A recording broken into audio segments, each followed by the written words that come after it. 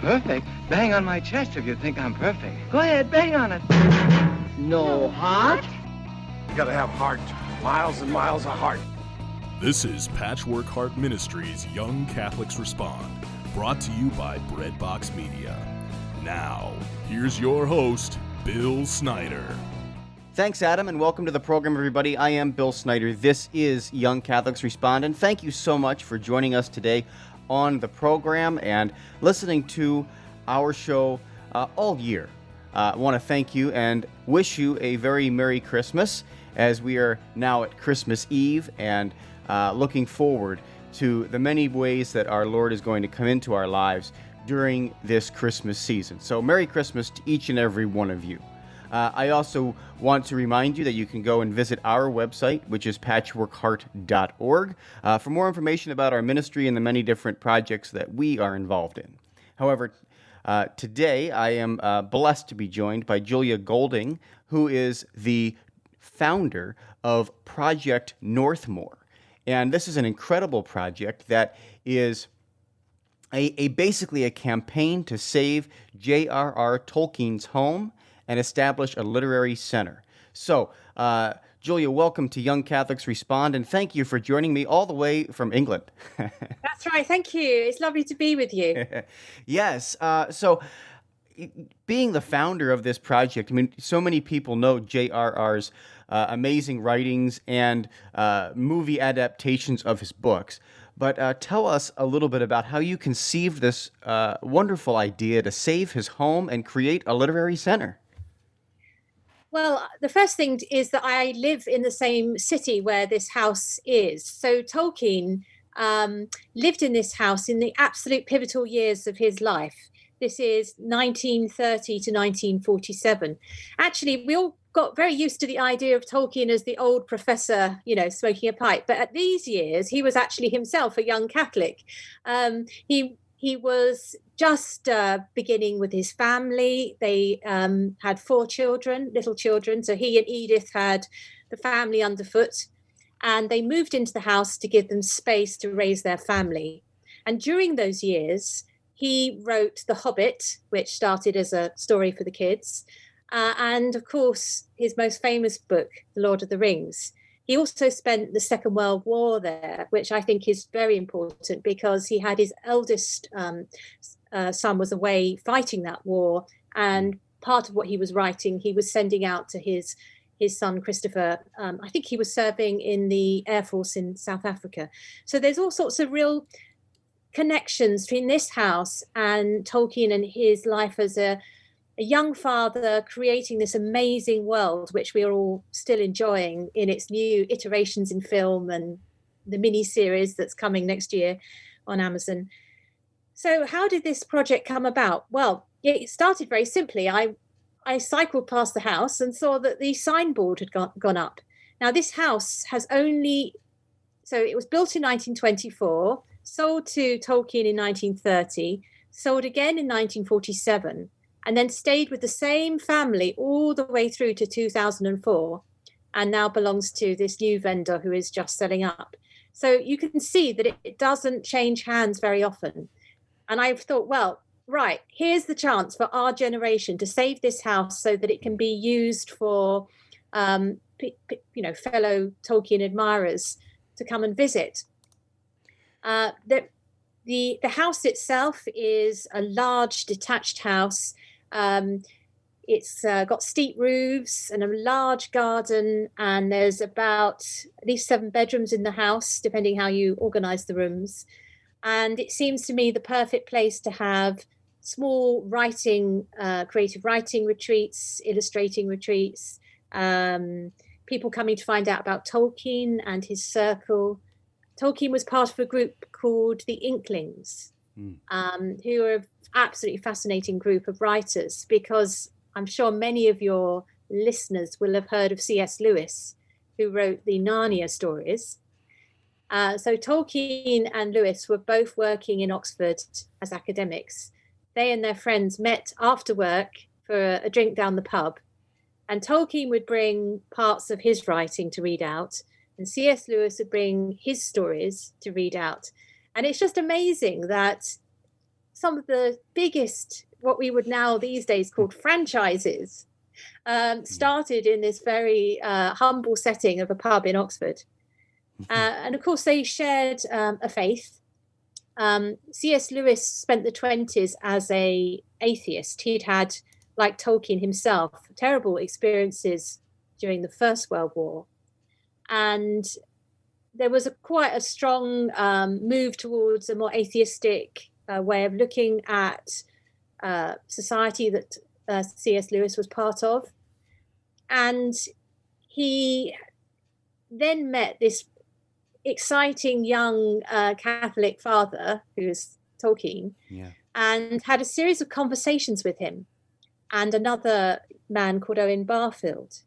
And this has become known as the Great Conversation, in that it went on for a long time over a number of evenings, but it was absolutely pivotal in C.S. Lewis's decision to become a Christian.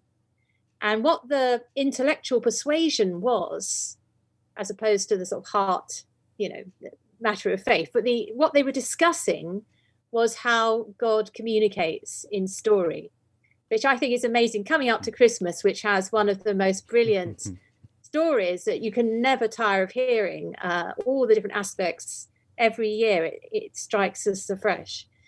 They were having a similar conversation. C.S. Lewis had absorbed this idea that came out of 19th century thought that human myths were repeats of each other. So when you have the story of a sacrifice god, such as Odin, who is hung on a tree to gain wisdom, or the crop god, where some societies would kill some, I think there might even have been a human sacrifice element here, but a symbol of killing to bring fertility. They equated that to the Christian story and said, oh, it's just a repeat. Basically, it's all made up, just the same old story recycled. Yeah. And this was the sort of thing C.S. Lewis had been persuaded by.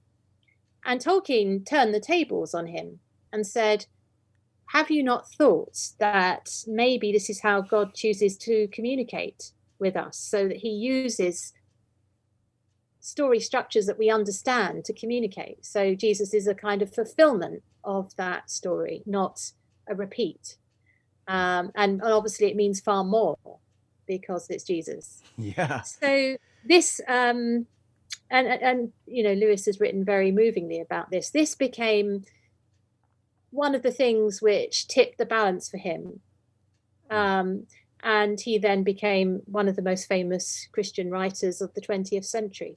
Tolkien is less famous for his faith, and that's because his approach as a writer was very much to bury his values and his, those heartfelt issues. They're buried in the substructure of what he writes. They're still there, but I think it means that he's more accessible to a group of people who don't come with a faith. You can enjoy the same values without feeling you've got to be a Christian to enjoy him. That's why I think he's an exciting figure as a meeting point, a threshold, because we obviously want in the 21st century to have figures who unite us and don't divide us, and he seems to provide that.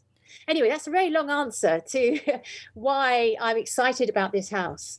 It's up for sale, very rarely is.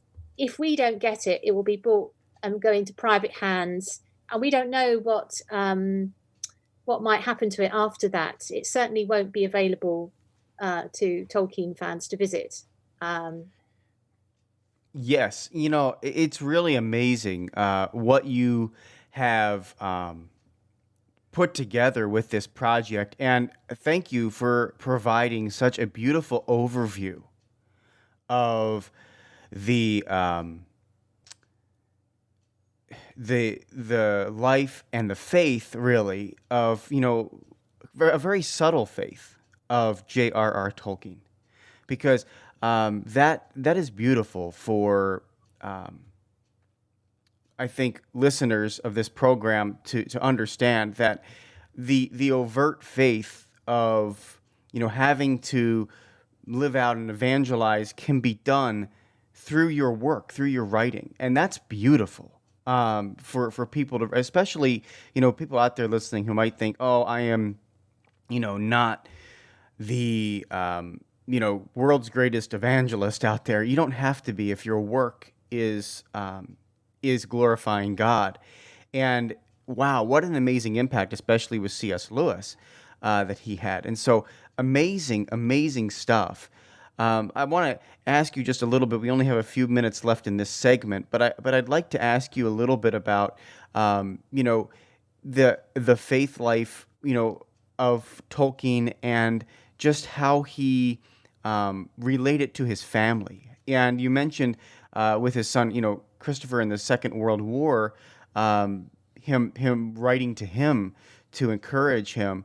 What was his faith like? Do we have any evidence of his children and his lineage following in his footsteps, and just that simple, humble way of being a simple Catholic in some ways? Oh, absolutely. The surviving members of the Tolkien family, many of them, I believe, are still very active in the Catholic Church. And I know that many of them give to Catholic causes. One of his sons became a priest, I believe. So it's clearly deep in the family, and something which united them. It was very special. On the connection between Tolkien and his son during the Second World War, the thing to remember about Tolkien and C.S. Lewis is they both went through the First World War. Tolkien himself was at the infamous Battle of the Somme, which is one of the worst of the many terrible battles during that conflict. And can you imagine what it would have been like to, in 1939, having had that war experience and seeing that you have sons who are old enough to serve, and your experience means you know what they're going to face? Obviously, the way the battle was fought in the Second World War turned out differently, but it was horrific in its own way. Of course. So his writing, I think that we often think of fantasy as escape, but yes and no. I think there's a lot in Lord of the Rings which is about being on the edge of battle, finding courage in battle, the experience of the confusion of war, where you're seeing one tiny little bit of it. As the writer, you've got the overview, but his characters have this ant's eye view of events. And I think it is a book definitely written, well, it is written in the shadow of war.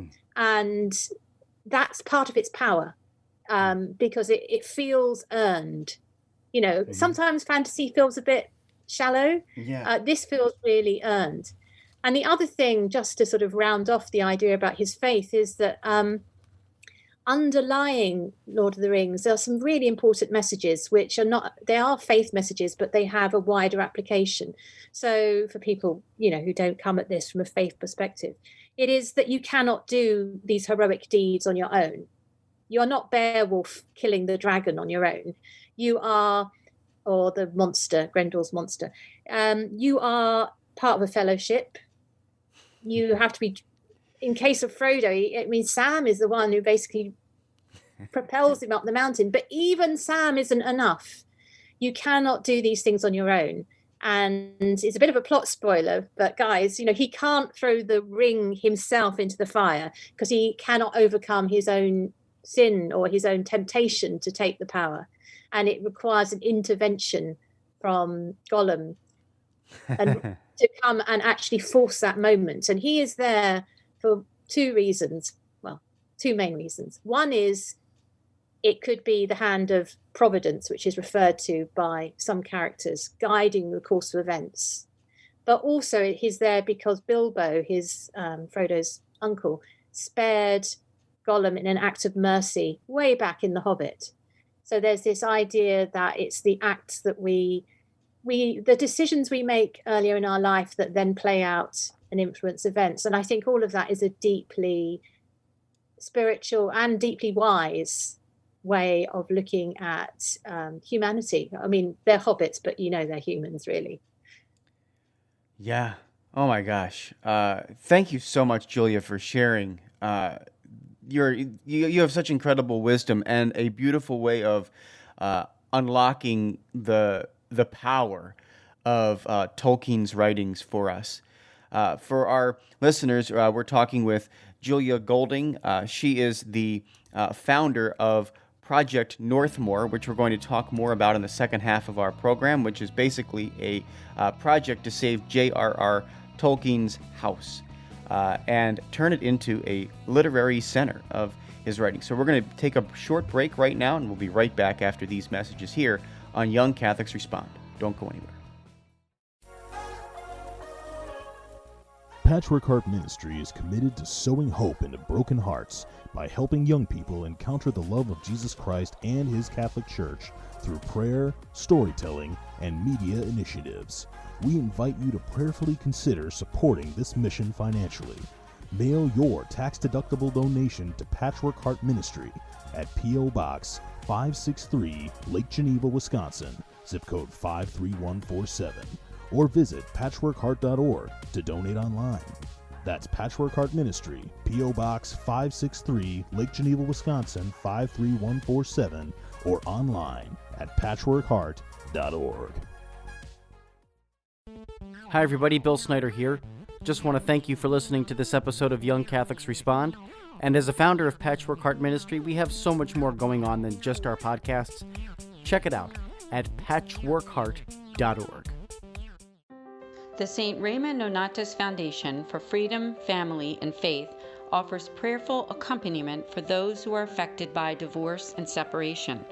We offer free online support meetings for those affected by divorce and for adult children of divorce. You can learn more about us at nonatus.org. That's NONNATUS.org. Text or call 215-870-9913. Judy Hare was a bankrupt, homeless, drug-addicted college dropout on the brink of divorce, but is now a seminary graduate and devoted wife and mother of 4 children. What happened? Find out in her autobiography, Shattered: How God Restored My Heart and Life. Her journey of faith has been called brutally honest, truly inspiring, profound, heartbreaking, and life-changing. Shattered is available now for only $15 on her website, judyhare.com, on Amazon.com, or at your local Catholic bookstore. As Judy says, it is never too late to become the person you deserve and desire to be. So stop wishing for change and start doing something about it by reserving your copy of Shattered today. Our Blessed Mother wants only the best for her children and has given us a special place where she promises to help all those who appeal to her motherly love and protection. Telling Saint Juan Diego that here I will alleviate the sufferings of all those who love me and seek my protection. That holy place is now the site of the beautiful Shrine of Our Lady of Guadalupe in Mexico City. If you would like to learn more about how you can visit this special place of grace, please visit vivaguadalupe.org for more information. Our Lady may be calling you now. Your heart is always beating, but you never have to think about it. Welcome back to Young Catholics Respond. Once again, Bill Snyder. Welcome back to this episode of Young Catholics Respond, everyone, and Merry Christmas as we are approaching Christmas tomorrow. I can't believe I'm saying that in the year 2020, but I am blessed to be joined today by Juila Golding. She is the founder of the Project Northmoor. Their website is projectnorthmoor.org. And this project is absolutely fascinating. It's been, as you kind of highlighted about saving Tolkien's home because of the writer that he was and the meaning behind his writing and the depth and power of his writing and how popular it is, quite frankly, still today. Movies have been made, multiple movies have been made about his greatest works, Lord of the Rings, The Hobbit, and others. So I would love it if you would talk with us and share with us about the why. Why save Tolkien's home and the importance of having a literary center devoted to his memory. Yeah, thank you. I mean, just to add as a little addendum to the list of things you mentioned just then, of course, the mini-series next year, Amazon, is the most expensive series ever made in television history. It's already clocking in at over $1 billion. Wow. So there we go. That's the value of Middle Earth to screenwriters. Anyway, yeah. So why this house? I suppose we've got used to outsourcing Middle Earth to New Zealand. And that is one version of the way of approaching Tolkien. Tolkien himself never went to New Zealand. I'm sure many of you knew that. And he was inspired by his life in England and traveling in particularly the Alps, that area of Europe. So I think it's important that as well as having these wonderful locations that you can shoot, you actually have a sense of the authentic inspirations for a writer. And it is always struck me as very, very strange in a country that has multiple houses for Charles Dickens, Jane Austen, William Wordsworth, Thomas Hardy. I mean, I could just name all the most famous writers, and they've all got somewhere that you can go, either to stay and do creative writing. In the case of Ted Hughes, the poet, he's got a fantastic house in Yorkshire, or go and visit a museum, which covers some of the others. In this case, this particular house is the key house for Tolkien. He moved around a fair amount as his family grew and shrunk again. And this is the house that covers his key years. The house of the Hobbit and the house of the Lord of the Rings, which for me makes it, the one to go for. And also, how else for me personally, when I go to a place that's inspired another writer, I feel as though I absorb that inspiration myself and I get to understand their worldview. So an obvious one of this is something like going to the Lake District to see what William Wordsworth was looking at in terms for his poetry. I mean, that's sort of obvious. Mm-hmm. When you want to understand what the Shire is like, you come to Oxford. And you go out into the villages around Oxford, particularly into the Cotswolds, where I know they're not necessarily buried houses, but they are so Hobbit-like, as are the people. I think if I was going to be a race of Middle Earth, I'm going to be a Hobbit. My husband definitely is, because we're sort of local people and, we're definitely not elves. So you can see how, the inspiration, and there's some places near Oxford that are very clearly featured in Lord of the Rings, such as the wonderful, wonderful White Horse, which is a 3,000-year-old enormous chalk figure. Do Google it after I've mentioned it, because it looks like a piece of modern art, and it's on a hillside not far from Oxford.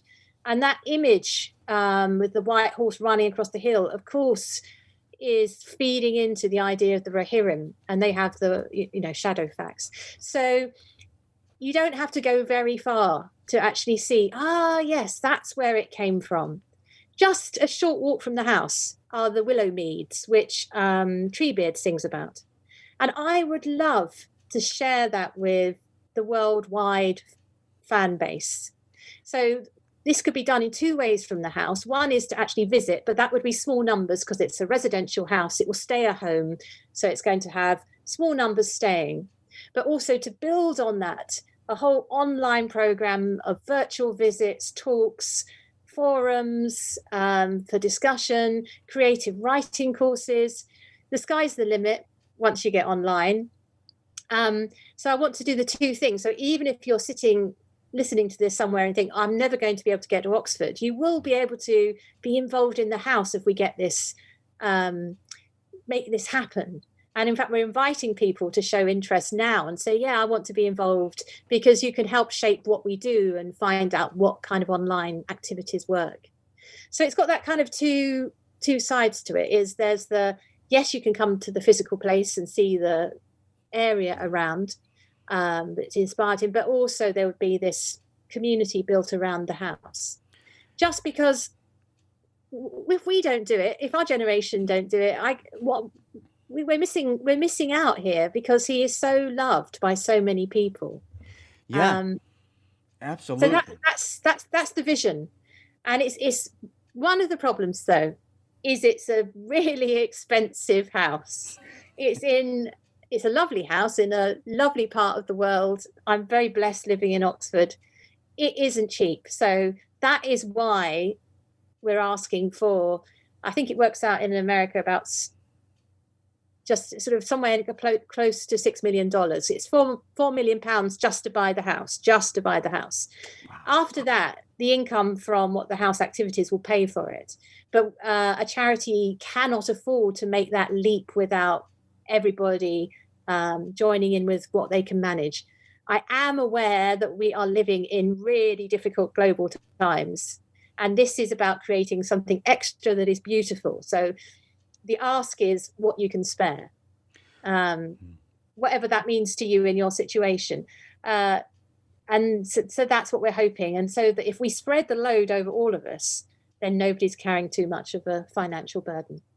Yeah, absolutely. And there's some amazing people who have gotten involved with this project as well, right? I mean, Ian McClellan, even Martin Freeman, who, some of these big actors and actresses who have created a video as well, right? Like a special video that to kind of kick off the project, and this website that people can visit, projectnorthmoor.org, to find out all about it as well, right? There's some great ways to get in touch with this project and get behind it, and it sounds like some of the biggest stars from the films are behind it as well. Well, the thing about this, as soon as I've sort of said, look, here's this house, it's Tolkien's key house, and we want to do this with it, everyone said, oh yeah, that really should happen. Yeah. And of course, what the celebrities do is that they are like a megaphone in a very competitive world. I originally started with Derek Jacobi, who's a very... you would have seen him in something. He's a wonderful actor, very famous over here. He was in the Tolkien biopic, that film that came out a couple of years ago. And he was the one who introduced me to Ian McKellen. And then once Ian McKellen showed interest and has been supporting it on his social media, I thought, well, we've got Gandalf. That's amazing. And Annie Lennox then joined in. She's sung the Oscar-winning song on Return of the King. And the last person who was recruited, not because he was late, but because I was doing this really quickly in November, and he just was the last in my little queue of people, was Martin Freeman. And I rather love that, because if you remember the opening of The Hobbit, it's Bilbo who wakes up and the dwarves have already set off, and then he runs through Hobbiton to catch up. So he was great that he came at the end to join us. We'd already buttoned up the video. We had to unbutton it again. I cut a lot of me, got rid of me, put Martin Freeman in, much better deal. So that was great. And I really thank them for their generosity. Yeah, absolutely. Absolutely awesome stuff. As we're running out of time here, I want to remind people that they can visit the website, projectnorthmoor.org, for more information about it, and of course to donate, right? Any other information you'd like to give us, Julia, as we wrap up today's interview? And thank you so much for being here and sharing this awesome story with us on Christmas Eve. Thank you. Yeah, so just two things. One is just to explain why Northmoor. That's the name of the road the house is in, 20 Northmoor Road. So that's why. And I suppose the final thing is just to wish everybody a really Merry Christmas and to stay safe. Yes, you please, too. Everybody stay safe. Absolutely, you too. And thank you so very much. Again, this has been an episode of Young Catholics Respond. Until next time, from all of us here at Patchwork Heart Ministry, I'm Bill Snyder. Keep beating to your Catholic heart. You've been listening to Young Catholics Respond, a radio initiative of Patchwork Heart Ministry. To learn more about our ministry and program, visit us at patchworkheart.org.